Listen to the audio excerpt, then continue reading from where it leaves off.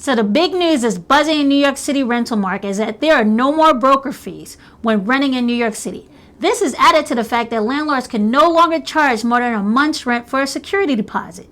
These changes can seem like a win for tenants and make you think you don't need to save and budget as much as you did before the move, but that's not really true. And in this video, we'll explain why the news is misleading and why saving and budgeting is more important than ever if you want to rent in New York City.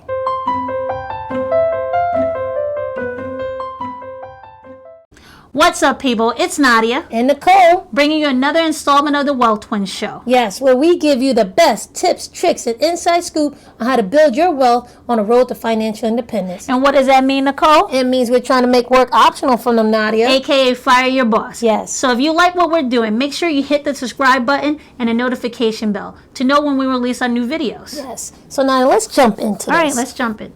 Recently, these new tenant laws were passed in New York City, and they made some sweeping changes. The main ones being that brokers can no longer charge a separate fee for their services, and the landlords can't request more than a month's rent for a security deposit. Before this law was passed, brokers would charge anywhere between 8 to 15% of a year's rent, and security deposits were up to the landlord. Yeah. Right? So I'm not sure if you know, but Nadia and I are both landlords. But this is an issue that's near and dear to our heart because we actually play both sides of this. We're landlords, but before we were long-term renters. Yep. Now, when it comes to security fees and broker fees and security deposits and upfront monthly deposits, I remember this one time where I was trying to rent an apartment right before I got married, and the landlord actually wanted me, and I have good credit, the landlord wanted me to give 6 months up front along with 6 months of security deposit. At that point, it added up to me paying about $23,000 to $30,000 had I gone to actually rent that apartment. And I was like, no way. Now, this might seem like an extreme case, but it really isn't, okay? These costs can really add up to a renter. So let's use some regular numbers. Say you wanted to rent an apartment in the hot part of Brooklyn or Manhattan for $2,000. Wait a minute, $2,000? You know you're not getting a hot part of Brooklyn, a nice apartment for $2,000, right? But I'm trying to keep it simple, okay? You're probably getting a room or a studio for that price, but let's keep it simple. So if we stick with the $2,000, if you want to move now, you have to put $2,000 down for the security deposit, $2,000 down for the first month's rent, and before this broker fee rule went into effect, you would have to pay between 8 to 15%. Now let's go with the 15% because if you have a decent broker, that's probably what they're going to charge you. So 15% on a year's rent, if you're paying $2,000 a month, is $3,600.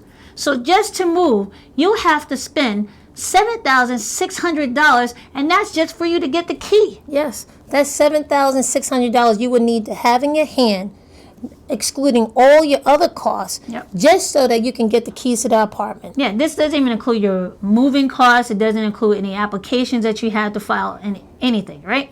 This is crazy. And as landlords, we know we even have to side with the tenants on this because it's just very hard for the average person to come up with that amount of money to move. Yeah, and also it affects the applicant pool, you know, so you can have a bunch of great applicants when it comes to your tenant selection, but these fees might stop other people that could be also good people that you might want to rent to. Yeah. Now you can see why people are excited about these new changes. It means less money down, means less budgeting for you, and less money for you to have to save in order to move. But no, not so fast. The law only states that if a broker is working for the landlord, then they don't have to pay a broker fee. If you go out and use a broker for help to find an apartment, then you will still have to pay for that broker fee. They are providing you a service at the end of the day, and you will have to pay for that service. Yeah.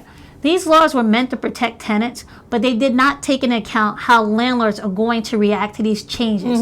Since they can't get a bigger security deposit, what's going to happen? They're most likely going to still use the brokers, but they're going to push that cost onto you in the form of higher rents, and they're going to be super careful who they're going to rent to because they have more risk at this point. Yeah, at the end of the day, we want to rent our apartment, and if we have someone who's dedicated to actually showing that apartment, we're going to go and give it to them rather than us spending our time trying to find someone. Yeah.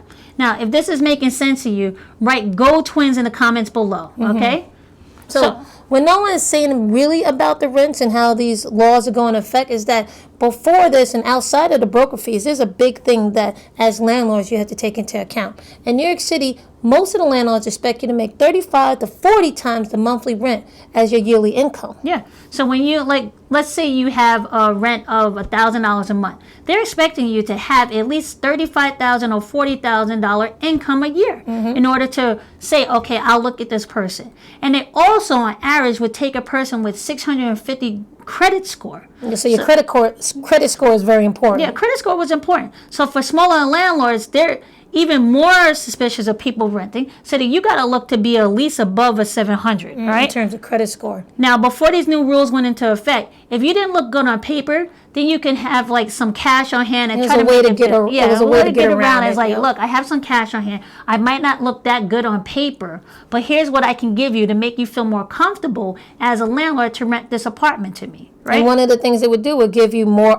money up front, in terms of, instead of 1 month rent paid, they might give you 3 or 4 months. Yeah. Rent. Now it's illegal for you to do that. You can't make these upfront costs to the landlord anyway, right? So now the only way for you to look good now is to make sure you have good credit and meet the income requirements. It's more important than ever to make sure that you look good on paper. So a lot of times you might not be able to control your income if you're at a job already, but you can't control your credit score. So one thing you need to do now that these new rules are coming into effect and landlords are becoming more picky, you have to fix your credit score. And how do you do that? By saving up money and also paying down your debts and budgeting so that you can build up a great credit score.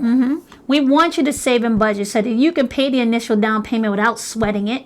You can pay off your debt, and you can make sure you increase your score yourself, so you give yourself some options. New York is very competitive when it comes to apartments. So some ways you can budget to save to move to New York City is that you can look for apartments that aren't so close to the train. Yep. You know, it might require you to walk, 10 minutes or maybe take a bus, but it will save you money and help you live in the city that you want to live in. Yeah. When I first got out of school, I looked for apartments. My apartment was great, but it was like a 10 or 15 minute walk from the subway. But I didn't mind that because the price was right. It was a better quality apartment that I can get in the city at that time, and it was less competition. I would even say that you might even get a better quality apartment too. I would. Because these apartments have to compete with those apartments. Yeah, so they want to entice you. So the rent is going to be lower because they know that you have to take a bus or you might have to walk. So it's not going to be as desirable to other people.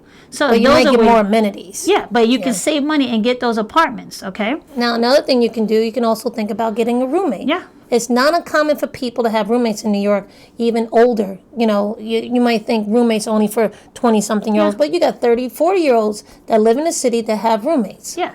Another way you can think about saving money if you want to move to New York or within New York, you can think about moving to different boroughs. Queens, Staten Island, the Bronx is still Queens in the house. It's still all part of New York City. So don't get hooked on it's just Brooklyn and Manhattan. There's 5 boroughs here. And there are great parts in those other boroughs outside of Brooklyn and Manhattan. And we're partial to Queens, and we think it's fantastic. And it's just as accessible to any other part you need to get to. Yeah.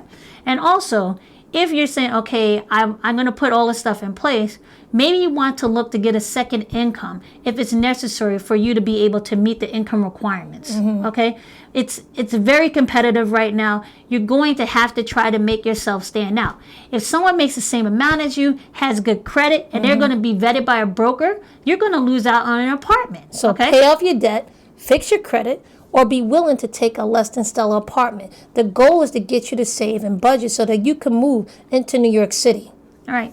Do you guys think that these rules are going to help you save more? Do you have any crazy rental stories? Yeah. We want to make sure that you guys put this in our comments, Yeah, right? do you have any other ways that you think people could save? How is it to live in Manhattan or Brooklyn or anywhere in New York City? Are we making these things up? New Yorkers, we need you to tell people that we're telling the truth, right? And landlords, if you're out there, I know it's very hot topics on my Facebook groups and everything like that. The tenants feel very strongly on one side. The landlords feel very strongly on the other. All this is new. It's coming down a pipe. Put your comments down. What do you think is going to happen? Do you think that the risk is going to be put on the landlords and they're going to be stricter on tenants? Or is it actually going to help tenants out and make New York a more easier place to live? Yeah, so whatever it is, We want to hear it. And if you like what we express in this video, hit the like button. If you don't like our views, hit the dislike button. Either way is feedback, and we love it. Yep, and make sure you subscribe and hit the bell next to the subscribe button. So that you know when we're putting out these videos. Yeah, and if you know anyone that can benefit from this or is planning to move to New York City and you want to make sure that they are on their feet and make sure they're doing well here, share this with them. And as always, remember, your manners will take you further than your money, even though money is good. Yep.